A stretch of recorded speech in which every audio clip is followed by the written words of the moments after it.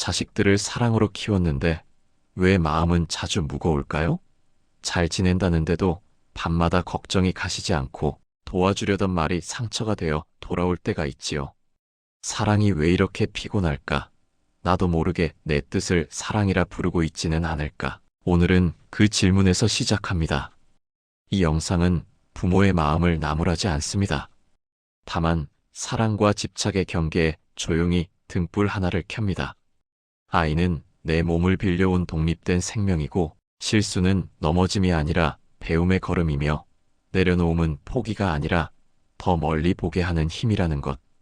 단 10여 분 동안 오늘 바로 써먹을 수 있는 말 한마디, 멈춤 한번, 바라보는 각도 한치를 선물로 드리겠습니다. 영상을 다 보실 즈음 연락의 빈도보다 마음의 온도가 더 중요하다는 사실, 조언의 길이보다 침묵의 지지가 더 강할 때가 있다는 사실을 몸으로 느끼실 겁니다. 사랑은 붙잡는 힘이 아니라 자라게 하는 힘입니다. 지금 이 순간 숨을 한번 고르고 그 힘을 당신의 마음에서 깨워봅시다. 이제 이야기를 시작하겠습니다. 아침마다 창을 열면 마음이 먼저 밖으로 달려갑니다. 잘 지내는지, 밥은 먹는지, 사람들 속에서 상처받고 있지는 않은지. 사랑은 늘 앞서가고 몸은 그 뒤를 천천히 따라오지요. 어느 어머니가 말했습니다. 딸이 멀리 일하러 간다네요. 잘한다고 말해주고 싶은데 밤마다 겁이 납니다. 혹시 내가 손을 놓으면 아이가 위험해질까봐요? 그 마음을 탓할 수는 없습니다. 다만 오늘 우리는 한 걸음 물러서서 묻습니다. 내가 붙들고 있는 것은 아이의 손일까? 아니면 내 불안일까? 이 질문 하나가 부모의 마음을 한결 가볍게 만듭니다. 아이를 사랑한다는 말 속에는 두 가지 얼굴이 숨어 있습니다. 하나는 아이의 행복을 위해 내 기대를 내려놓는 사랑, 다른 하나는 내 불안을 달래기 위해 아이의 길을 붙잡는 집착. 겉으로는 비슷해 보여도 결과는 전혀 다릅니다. 사랑은 아이를 넓은 세상으로 내보내고 집착은 아이를 내 마음의 방 안에 가둡니다. 아이는 내 몸을 빌려 이 세상에 왔지만 마음과 인연은 그 아이만의 것입니다. 같은 강을 건너도 물살을 느끼는 방식이 다르듯 같은 집에서 자랐어도 각자의 눈빛과 발걸음은 다릅니다. 이 단순한 사실을 인정하는 순간 부모의 마음은 한결 부드러워지고 아이의 어깨에는 보이지 않는 날개가 달립니다. 한 번은 이런 일이 있었습니다. 대기업을 다니던 아들이 사표를 내고 작은 도시로 내려가겠다고 했습니다. 아버지는 말문이 막혔습니다. 안정적인 길을 두고 왜 굳이 험한 길을 택하니? 아들은 조용히 대답했습니다. 아버지, 남이 정한 안전이 아니라 내가 납득할 수 있는 안전을 찾고 싶어요. 이 말은 어른의 귀에 철없게 들릴 수 있습니다. 그러나 아이가 진정으로 배우는 것은 부모의 삶을 복사할 때가 아니라 스스로의 선택을 통해 결과를 감당할 때입니다. 부모가 할 일은 아이가 다치지 않게 막는 데서 끝나지 않습니다. 넘어져도 일어설 수 있는 다리를 키워주고 길을 바꿀 때 쓸 수 있는 나침반을 손에 쥐어주는 일입니다. 그럼 난 아무것도 하지 말라는 건가요? 아니지요. 가만히 두라는 뜻이 아닙니다. 간섭 대신 지지를, 명령 대신 질문을, 불안 대신 신뢰를 건네자는 뜻입니다. 떠나는 등 뒤에 너라면 해낼 수 있어라는 한마디를 얹어주고 연락이 늦어질 때 바쁜가 보구나 하고 숨을 고르는 여백을 스스로에게 선물하는 것입니다. 하루를 시작하기 전 마음속으로 짧게 선언해 보세요. 내 아이는 내 소유가 아니라 하나의 온전한 사람이다. 이 문장은 부모의 혀끝을 부드럽게 하고 손끝의 힘을 풀어줍니다. 문자를 보낼 때도 잠깐 멈추어 묻습니다. 지금 내가 보내려는 말은 아이를 넓히는가? 아니면 나를 안심시키려는가? 질문 하나로 문장의 방향은 달라집니다. 왜 연락이 없니? 는 필요한 건 없니? 괜찮다면 이따 전화하자로 바뀌고 내 말대로 해는 내 생각은 어떠니? 내가 선택해도 나는 내 편이야로 바뀝니다. 같은 하루라도 아이가 받는 공기는 훨씬 따뜻해집니다. 걱정이 완전히 사라질 리는 없습니다. 부모의 마음이 어떻게 하루아침에 다른 모양이 되겠습니까? 다만 걱정이 올라올 때 그것을 아이에게 쏟아붓기 전에 내 안에서 한번 덥석 안아주는 연습을 해보세요. 아, 내 불안이 고개를 들었구나. 이 한마디 인식만으로도 감정은 반 발짝 물러납니다. 그 빈틈으로 지혜가 들어옵니다. 그 틈에서 이렇게 기도해 보는 것도 좋습니다. 이 아이가 내 뜻대로가 아니라 자기 삶의 뜻을 따라가도록, 그러나 안전하고 평온하도록. 기도의 대상이 바뀌면 집착의 줄이 느슨해지고 느슨해진 자리에서 사랑은 더 멀리, 더 깊이 뻗어갑니다. 한 어머니가 눈물로 물었습니다. 멀리 떠난 딸이 밥은 잘 먹을까요? 밤마다 눈을 감으면 마음이 허전해요. 저는 어머니의 손을 잡고 이렇게 말했습니다. 허전함은 사랑의 그림자입니다. 그림자를 없애려 들지 말고 빛의 방향을 바꿔보세요. 딸을 향한 마음을 붙잡아 두고 싶은 마음에서 가보도록 믿어주는 마음으로 돌리면 허전함은 그 자체로 축복이 됩니다. 그만큼 사랑했다는 증거니까요. 어머니는 잠시 침묵하다가 고개를 끄덕였습니다. 그럼 내일 아침에는 이렇게 말해볼게요. 잘 다녀와라. 내가 선택한 길을 응원한다. 그 한 문장을 입 밖으로 내는 순간 어머니의 어깨에서 오래된 힘이 빠져나갔습니다. 딸의 삶은 여전히 멀리 있지만 어머니의 사랑은 더 가까워졌습니다. 아이를 독립된 사람으로 인정한다는 것은 아이를 방치한다는 뜻이 아닙니다. 오히려 더 섬세한 배려가 필요합니다. 아이의 시간을 존중하는 배려, 아이의 선택을 묻는 배려, 아이가 도움을 요청할 때 가장 먼저 달려갈 준비를 하는 배려. 배려는 말의 양이 아니라 마음의 방향에서 나옵니다. 내 이야기로 아이를 설득하고 싶은 충동이 올라올 때 한 호흡 쉬고 아이의 이야기를 먼저 듣는 것.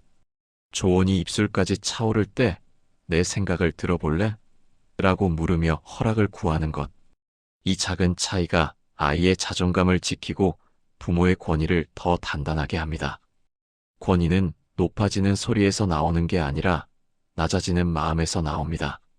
그리고 무엇보다 잊지 말일. 아이는 내 인생의 완성품이 아닙니다. 아이는 아이의 인생을 살아가는 또 하나의 여행자입니다. 부모는 더 빨리, 더 멀리 걸어본 선배 여행자일 뿐입니다. 길을 가는 법, 비를 피하는 법, 지도를 읽는 법을 알려줄 수는 있지만 어느 산을 오를지, 어느 바다를 건널지는 결국 아이가 정해야 합니다. 우리는 다만 길가의 등불처럼 필요할 때 그 빛을 보태주면 됩니다. 아이가 우리를 떠난 게 아니라 자기 길 위에 서기 시작했음을 기억합시다. 그 순간 부모의 마음은 비로소 넓은 하늘을 닮아갑니다. 그리고 넓어진 하늘 아래서 아이도 한결 편안한 발걸음을 내딛습니다. 사랑은 손을 움켜쥐는 힘이 아니라 등을 밀어주는 힘입니다. 그 다음은 이의 실수와 부족함을 어떻게 품을 것인지 그 사랑의 구체적인 모양을 살펴보겠습니다. 실수 앞에서 마음이 먼저 달아오르는 건 자연스러운 일입니다. 아이가 넘어지면 부모의 가슴이 먼저 철렁하고 말은 앞지르기 쉬워집니다. 내가 뭐랬니? 왜 그랬니?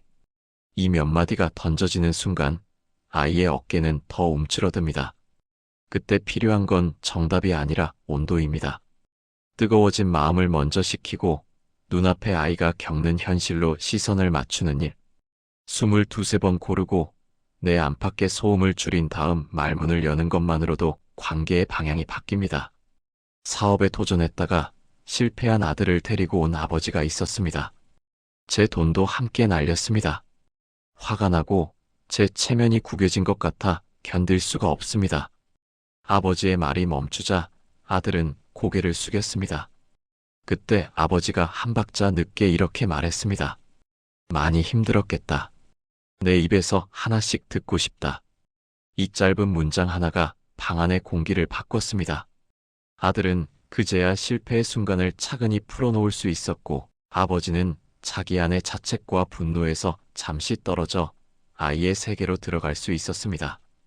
부모가 먼저 자기 감정을 알아차리고 이름 붙이는 태도는 아이가 스스로의 실수와 마주 설 용기를 얻게 하는 첫 단추입니다. 실수를 대하는 관점이 달라지면 대화가 달라집니다. 실수를 벌로 보느냐, 배움으로 보느냐? 전자는 관계를 얼어붙게 하고 후자는 관계를 단단하게 만듭니다. 이번 일에서 내가 배운 한 가지가 있다면 무엇이니? 다음엔 어디를 다르게 해보면 좋을까? 내가 도울 수 있는 건 어떤 방식일까? 이런 질문은 아이의 시선을 과거의 후회에서 미래의 계획으로 옮겨줍니다. 반대로 내가 그럴 줄 알았어. 왜 내 말을 안 들었니? 라는 말은 아이를 방어적으로 만들고 배움의 문을 닫게 합니다. 문장을 바꾸면 마음의 방향이 바뀌고 방향이 바뀌면 걸음이 바뀝니다. 때로 부모는 아이의 실수를 자기 양육의 실패로 받아들입니다. 그래서 더 크게 화를 내고 더 깊이 낙담합니다. 그러나 아이는 부모의 작품이 아닙니다. 각자의 성정과 인연이 있고 배워야 할 시간이 따로 있습니다. 아이의 실수를 내 체면과 엮는 순간 우리는 아이에게서 시선을 걷어 내 얼굴만 들여다봅니다. 그때 필요한 건 분리해서 보기입니다. 나는 지금 부모로서 마음이 아프다. 나는 지금 나 자신에게도 화가 난다. 이렇게 내면의 감정을 갈라서 보는 습관은 아이에게 과도하게 투사하지 않게 하는 안전장치가 됩니다. 안전장치가 작동하면 우리는 비난 대신 안내를, 꾸지람 대신 지지를 건넬 수 있습니다. 한 어머니는 성적이 떨어진 딸에게 매서운 말을 퍼부은 뒤 밤새 후회했습니다. 다음 날 어머니는 딸과 산책을 했습니다. 어제 내 말이 내 마음을 다치게 했다는 걸 안다. 나는 겁이 났다. 내가 고생할까봐. 그런데 겁이 앞서서 너의 이야기를 못 들었다. 지금 듣고 싶다. 딸은 처음엔 말문이 막혔지만 천천히 자신의 불안과 압박을 털어놓기 시작했습니다. 이야기를 들은 뒤 어머니는 단 한 가지 제안만 건넸습니다. 이번 달엔 내가 공부 계획을 세우고 나는 묵묵히 옆에서 지켜볼게. 일주일에 한 번만 내가 먼저 경과를 알려줘. 이 약속은 길지도 무겁지도 않았습니다. 그래서 지켜졌고 지켜지니 서로에 대한 신뢰가 자랐습니다. 실수를 다루는 기술은 결국 시간과 속도의 문제이기도 합니다. 일이 터졌을 때 즉시 결론을 내리려 하면 감정이 사실을 덮어버립니다. 반발짝 물러서서 상황을 정리하고 아이의 설명을 듣고 필요하다면 하루쯤 지나 차분한 자리에서 다시 이야기하는 것이 훨씬 지혜롭습니다. 급할수록 천천히, 빨리 해결하려는 마음을 내려놓는 그 여유가 문제를 더 빠르게 풀어줍니다. 마음이 거세질 때마다 지금 필요한 건 정답이 아니라 온도라는 말을 떠올려 보세요. 말의 높낮이를 낮추고 눈빛의 온도를 올리면 아이는 자연스레 중심을 되찾습니다. 겉으로 드러나는 실수만 보지 말고 그 아래 깔린 욕구와 두려움을 함께 봐야 합니다. 규칙을 어겼다면 왜 그 규칙이 아이에게 버거웠는지, 약속을 지키지 못했다면 어떤 도움이 있었더라면 지킬 수 있었을지를 함께 탐색해 보십시오. 아이가 반복해서 같은 곳에서 넘어질 때 처방은 처벌이 아니라 설계의 변경입니다. 공부가 늦어지는 아이에겐 시간을 잘게 나누고 성공 경험을 작게 쌓게 하며 작은 약속을 지킬 때마다 진심으로 칭찬합니다. 칭찬은 과장을 줄이고 구체성을 더할수록 힘이 납니다. 그때 포기하지 않고 20분을 끝까지 해낸 게 참 대단했어. 이렇게 사실을 비추면 아이의 자존감은 조용히 단단해집니다. 부모가 모든 실수를 막을 수는 없습니다. 막으려 들수록 아이는 더 숨기고 관계는 더 멀어집니다. 우리가 해줄 수 있는 가장 큰 도움은 넘어져도 돌아올 수 있는 집을 지키는 것입니다. 돌아왔을 때 이제 어떻게 할지 함께 생각해보자 라고 말해줄 수 있는 집, 실패를 꼬집기보다 배움을 챙기게 하는 집, 해답을 들이밀기보다 아이가 스스로 답을 발견하도록 옆에서 빛을 비춰주는 집.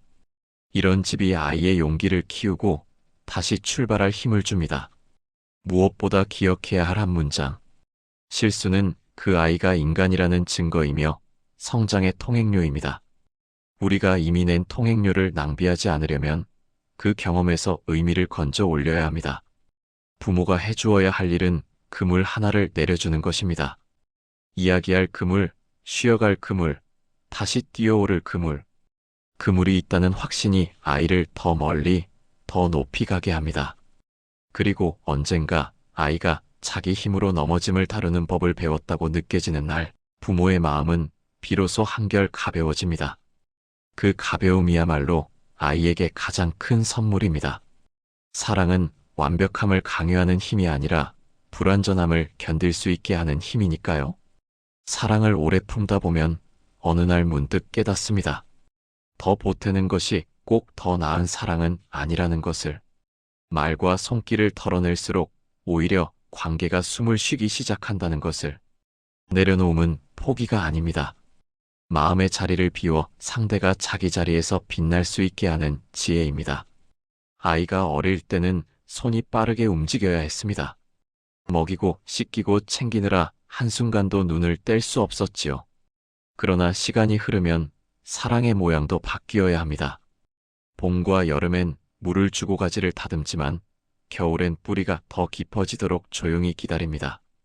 겉으론 고요하지만 그 고요는 무력함이 아니라 성숙입니다. 부모의 마음도 그렇게 계절을 건너야 합니다. 연락하고 싶은 충동이 가슴에서 톡 튀어오를 때가 있습니다. 바로 그 순간 마음속에서 아주 짧은 질문을 던져보세요. 지금 이 연락은 아이를 위한가 아니면 내 외로움을 달래려는가? 대답이 선명해지면 말의 색이 달라집니다. 걱정을 덜어내기 위해 전화를 걸면 목소리에 초조가 묻고 아이는 그 초조를 자기 짐으로 받아들입니다. 반대로 아이의 시간을 존중하려는 마음에서 안부를 전하면 말이 짧아져도 온기가 길게 남습니다. 내가 괜찮다면 이따가 이야기하자. 언제나 내 편이야. 이 한마디가 긴 잔소리보다 멀리 갑니다. 때로는 연락하지 않는 선택이 더 깊은 신뢰를 전합니다. 침묵이 곧 무관심이라는 오해가 여길 흔들지만 침묵도 말입니다. 나는 너를 믿는다는 조용한 신호이지요. 기다림은 수동이 아닙니다. 기다리는 동안 우리는 집을 정돈합니다. 문턱을 낮추고 들어서는 이를 반갑게 맞을 마음의 조명을 켭니다. 섭섭함이 고개를 들면 그것을 아이에게 돌리기 전에 먼저 가만히 어루만집니다. 지금의 서운함은 사랑이 향하던 방향이 잠시 벽을 만났다는 신호구나. 이렇게 이름 붙이면 감정은 방향을 잃지 않습니다. 그 사이에 나를 돌보는 일상을 한 줌 보태어 봅니다. 아침 햇살을 10분쯤 얼굴에 담고 걷는 동안 발바닥의 감각을 천천히 따라가고 잠들기 전 오늘 고마웠던 장면 하나를 떠올립니다. 마음의 빈칸을 아이로 채우지 않겠다는 다짐은 아이를 자유롭게 하고 나를 단단하게 합니다. 나는 평생 자식을 위해 살았는데 이젠 내가 짐이 된 것 같아요. 이렇게 말하는 분들을 자주 만납니다. 그 마음이 왜 아픈지 알기에 더 조심스럽게 대답합니다. 사랑에는 리듬이 있습니다. 가까이부터 숨결을 맞추던 때가 있었고 한 발 물러나 걸음을 지켜보아야 하는 때가 있습니다. 멀어진 거리가 사랑의 감소가 아니라 사랑의 전환임을 받아들이는 것, 그게 내려놓음의 첫문입니다. 예전처럼 매일같이 무언가를 해주지 않아도 괜찮습니다. 이제는 내가 원하면 언제든 여기라는 표지판이 되어주면 됩니다. 등대가 파도를 잠재우지 못하듯 부모도 아이의 모든 문제를 대신 풀 수는 없습니다. 하지만 등대가 제자리에 있을 때 배는 어둠 속에서도 방향을 잃지 않습니다. 존재의 신뢰가 가장 멀리 가는 도움입니다. 내려놓음과 방치는 다릅니다. 방치는 마음을 닫는 것이고 내려놓음은 마음을 여는 것입니다. 간섭을 줄였다고 해서 경계를 포기하는 것도 아닙니다. 경계는 사랑의 울타리입니다. 존중을 흐트러뜨리지 않으면서 서로의 안전을 지키는 약속이지요. 아이가 선을 넘을 때 나는 너를 사랑한다와 이 선은 지켜야 한다를 함께 말하는 용기가 필요합니다. 단호함은 차가움이 아니라 명료함에서 나옵니다. 명료한 경계 위에서 신뢰는 흔들리지 않고 신뢰 위에서 자유는 방종으로 흐르지 않습니다. 그러니 내려놓음은 사랑을 희미하게 만드는 버튼이 아니라 사랑을 또렷하게 하는 조절 장치입니다. 서운함과 걱정은 완전히 사라지지 않습니다. 그 감정들은 사랑의 그림자처럼 늘 함께 걷습니다. 다만 그림자에 끌려가지 않도록 빛의 방향을 조금씩 조정하면 됩니다. 연락이 뜸해진 날엔 바쁜가 보구나. 건강하면 그걸로 충분하다고 나직이 되뇌고, 조언을 하고 싶은 날엔 내 생각을 들어볼래? 라고 허락을 구한 뒤 한두 가지로만 건넵니다. 듣겠다는 답이 없으면 조언은 내 마음속에서만 마무리합니다. 말이 줄어들수록 마음은 가벼워지고, 가벼워진 마음은 더 멀리 동행할 수 있습니다. 무엇보다 중요한 건 나의 하루가 아이의 소식에만 묶이지 않게 하는 일입니다. 내 삶의 기쁨을 살려두면 아이와의 만남은 기대가 아닌 축제가 됩니다.